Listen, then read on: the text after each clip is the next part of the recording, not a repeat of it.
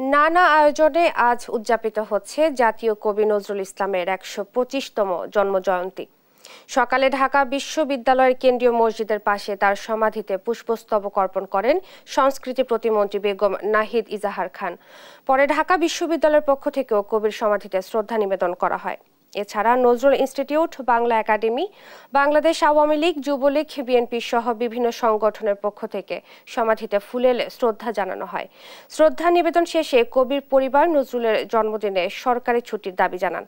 আর বিএনপির জ্যেষ্ঠ যুগ্ম মহাসচিব রুহুল কবির রিজভী বলেন, অবরুদ্ধ গণতন্ত্র আর জেল জুলুমে নজরুলই প্রেরণা।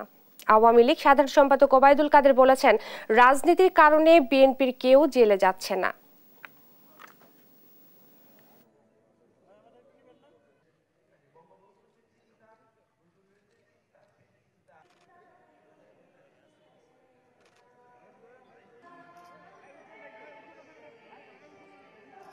আমার একটা আবেদন থাকে যে কাজী নজরুল ইসলাম আমাদের জাতীয় কবি, তার জন্মদিবসে ছুটির ডাক ঘোষণা করা হোক। কবির যে সব গ্রন্থ সব কিছুর একটা ট্রান্সলেশন হোক, খালি ইংলিশে না।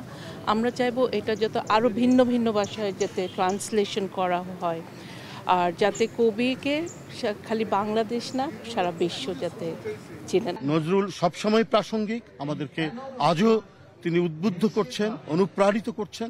আমরা তার পথ দিয়েই আশা করব ইনশাল্লাহ আবারও কথা বলার স্বাধীনতা সবকিছু আমরা নিশ্চিত করতে পারবো। আর এই ক্ষেত্রে এক প্রবল প্রেরণা হিসাবে নজরুল কাজ করবে।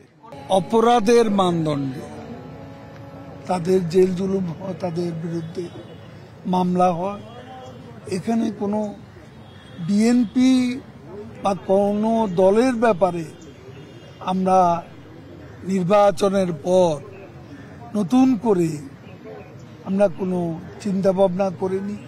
সাম্প্রদায়িকতার বিষ বৃক্ষকে সমূলে উৎপাদিত করে অসাম্প্রদায়িক বাংলাদেশ গড়ব, সেটাই হবে নজরুলের প্রতি আমাদের শ্রদ্ধাঞ্জলি নিবেদনের সার্থকতা।